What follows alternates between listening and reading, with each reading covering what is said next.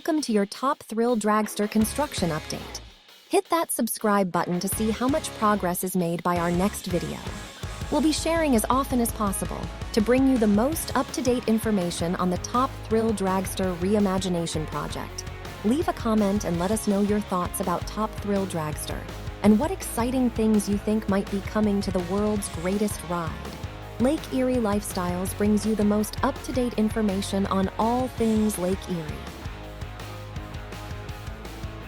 Here's a great view of the track area, which has been removed for some time now. How exciting is this? Many people have theorized a spike in this location that may break the current world record of 456 feet held by King Kai at Six Flags in New Jersey.